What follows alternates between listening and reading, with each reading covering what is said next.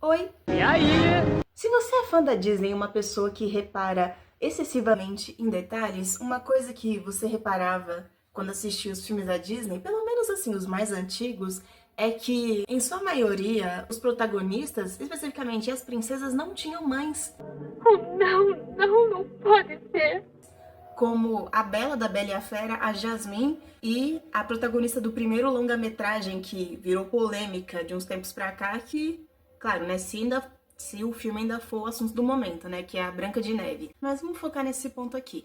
Quando o seu Walt Disney começou a fazer sucesso, ele comprou uma casa para os seus pais e nessa casa aconteceu um acidente que fez com que ele perdesse a sua mãe.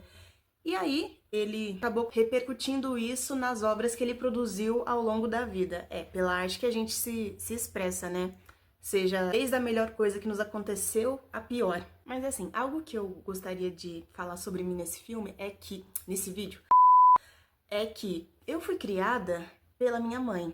E quando eu ia assistir um filme da Disney, estranhamente, uma das primeiras coisas que eu fazia era procurar a figura materna da protagonista. E quando eu percebia que não tinha, gente, eu erguia as mãos pro céu e agradecia a Deus por eu ter a minha mãe. Juro pra vocês, isso realmente acontecia. Enfim, hoje eu trago pra vocês uma lista de top 5 personagens da Disney, pelo menos dos filmes mais antigos, que tiveram mãe do começo ao final da história. Em primeiro lugar, eu coloquei a Wendy de Peter Pan, porque assim, a gente vê que a mãe da Wendy é uma mãe meiga, doce, carinhosa, e ela sustenta aquela fantasia que os filhos têm em acreditar em um menino que não cresce, que mora no céu e que é perseguido por um pirata, que é uma coisa linda. Esse seria o tipo de mãe que eu seria se eu fosse. Apesar de que eu tenho uma afilhada que ela me fala isso aqui. Eu conheço você. Não conhece. Eu conheço. É minha mãezinha. Enfim, como eu tava dizendo, a mãe da Wendy é presente e é uma mãe incrível. Só que no desenrolar do filme, nos é mostrado que o Peter tem uma aversão às mães. E isso não é tão explorado no desenho. Mas isso é melhor explicado nesse livro aqui, do J.M. Barrie. Tá focando? Tá. De acordo com esse livro aqui, o livro explica por que o Peter tem uma aversão às mães. Como eu estava dizendo, o livro explica melhor essa aversão que ele tem às mães. No livro é dito que ele percebe que todo mundo dá uma importância excessiva à figura da mãe e que ele não vê dessa forma. E mais pra frente do livro, nós descobrimos que uma vez o Peter, antes dele ir de vez pra Terra do Nunca, ele chegou a fugir de casa. Só que a saudade pela mãe falou mais alto e ele resolveu voltar. Só que quando ele voltou, primeiro que ele viu a janela de seu quarto fechada.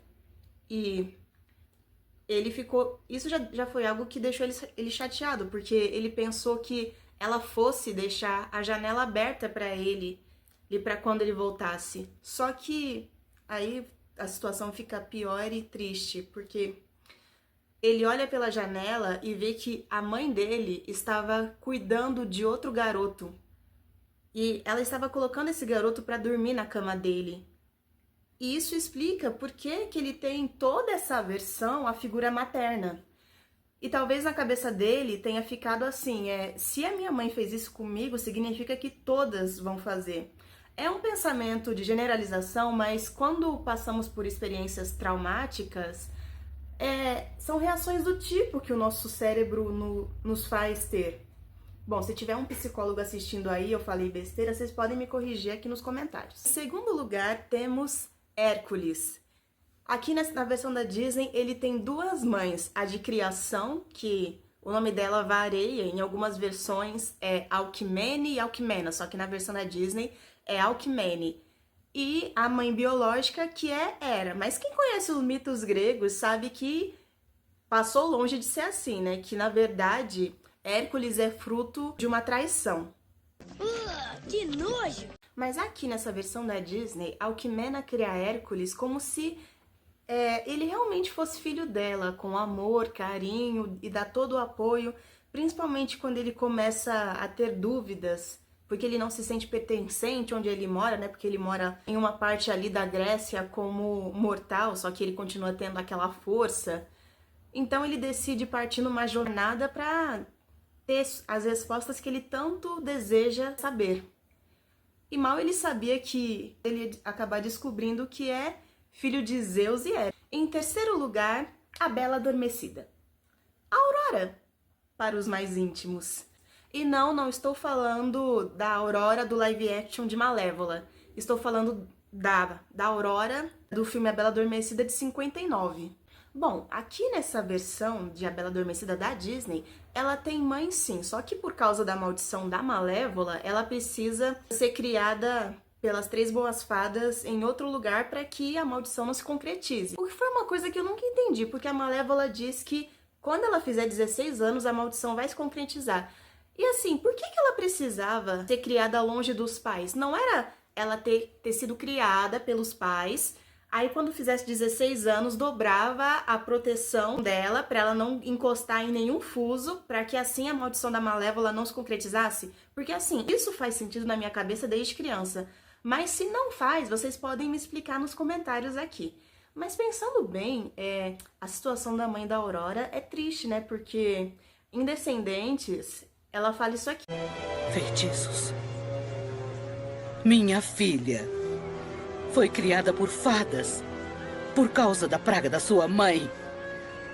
As primeiras palavras, os primeiros passinhos dela. Eu perdi tudo isso. Pois é, né, gente? Uma mãe que não pôde ver a filha crescer nem acompanhar tudo do que ela passou durante o decorrer da vida e tudo mais. Porém, a mesma franquia, a franquia de Descendentes, dá a entender que a rainha Leia pôde acompanhar tudo isso de sua neta Audrey, que inclusive no terceiro filme ela vira a vilã. Que, a propósito, se vocês quiserem um vídeo meu sobre Descendentes, que inclusive aqui no canal já tem um vídeo sobre o quarto filme, eu posso falar sobre os outros 3 que vieram antes, se vocês quiserem, e se pedirem aí nos comentários. E se esse vídeo ter like, viu? Não esquece do like, deixa muito like nesse vídeo. Como diz o Datena, me ajuda aí! Que gracinha! Em quarto lugar, Mulan. O filme não dá muita ênfase na mãe da Mulan, mas a gente percebe que ela é uma mãe carinhosa e tal, e ela, digamos, abaixa a cabeça, né, para as coisas que é colocadas como coisas de mulher ali na época em que o filme se passa. E ela queria o mesmo para sua filha, né? Queria que a Mulan arrumasse um bom partido, que ela casasse e tal, constituísse um lar. Porém, do nada, no filme, ela se tornou uma mãe que ficou com medo de perder sua única filha porque ela se disfarçou para lutar na guerra. Mas o bom é que nós sabemos que a Mulan, ela volta para casa levando honra para sua família. Isso é muito bonito. Em quinto lugar, temos a Gatinha Marie, de um filme que não é tão popular, que é o Aristogatas. Uma mãezinha que precisa proteger os seus filhos dos perigos que há na rua. Pois o filme é assim, quando o mordomo descobre que ele ficaria com a fortuna da moça que ele serve, né, que ele chama de madame, ele teria acesso depois dos gatos. E como o gato vive de 7 a 13 anos, né, ele levaria muito tempo para conseguir botar a mão no dinheiro. Então ele decide se livrar dos gatinhos. Ele joga, né, os gatinhos na rua e com isso a mãe, né, a duquesa, ela precisa proteger os seus filhotes dos perigos que há na rua e ela consegue conhecendo um gato também de rua que no final é adotado pela dona deles. Bom, gente, esse foi o vídeo. Espero que vocês tenham gostado e feliz Dia das Mães para você que é mãe e assistiu até aqui. Um beijo da Dandy e até a próxima!